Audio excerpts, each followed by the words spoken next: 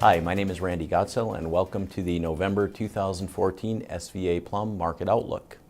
In this month's Outlook, I will first address market performance for October, talk a little bit about the Fed meeting that took place at the end of the month, talk about some of the reasons for this recent market turbulence we've experienced, and then talk about what we see in the months and year ahead. So let me start with market performance for the month of October. Now, the declines in the markets that started in late September continued into the first half of October, with some areas of the market experiencing peak to trough declines of 15% or even greater.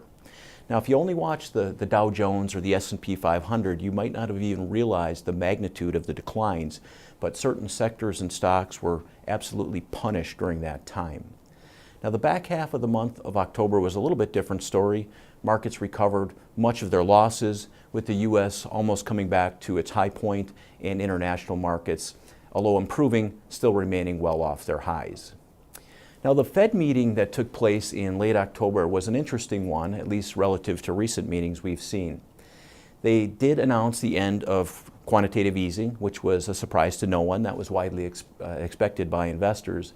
But what was a little bit surprising was the Fed acknowledged that some widely followed indicators of inflation were falling. Now, this is significant because falling inflation can be a sign of a slowing economy. Now, the Fed did ultimately brush off this slowdown as temporary and said that they felt that in the months ahead that would turn around and the inflation numbers would pick up. But certainly we'll be watching that and time will tell. Now, I want to circle back and talk about this market turbulence that I referred to earlier.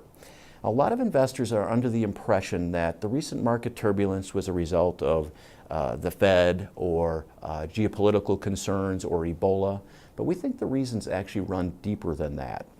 So let me explain. Now, China and Europe have been slowing for some time. We know that. That's not a secret. China, in their case, it's an intentional slowdown. Europe, it's an unintentional slowdown. The U.S., however, has continued to trend positively during that same time.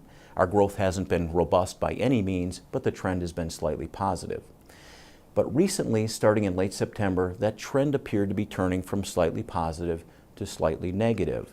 And this caused investors concern that the slowdowns in Europe and China were now leaking into the U.S. economy.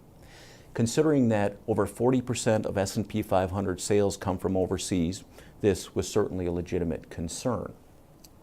But this is the real reason we felt that markets were declining and that we've seen this recent turbulence.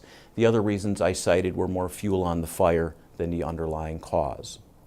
Now, based on what I've said so far, you may think that the outlook for stock investors might look a little bleak, but we don't feel that's the case at all. In fact, we think it could prove to be quite the opposite. Now, to be sure, if China and Europe continue to slow precipitously, that will not be good news for stock investors anywhere.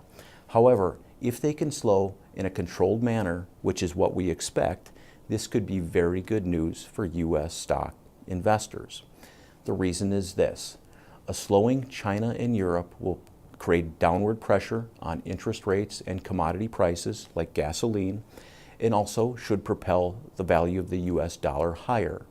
These factors in combination will create, in effect, a significant tax cut for the U.S. consumer, creating the opportunity to spend and drive corporate profits higher. Now, we do expect the fourth quarter to continue to be volatile based on the news flow, but if events play out as I have just described, we think we could be setting up for a very strong 2015 for investors. To be sure, in any event, we will be carefully watching the data for any evidence that an outcome different than what we currently expect might occur. With that, if you have any questions, please don't hesitate to call us, and also feel free to share this video with anybody you think that might be interested. Thank you for your time, and we'll see you next month.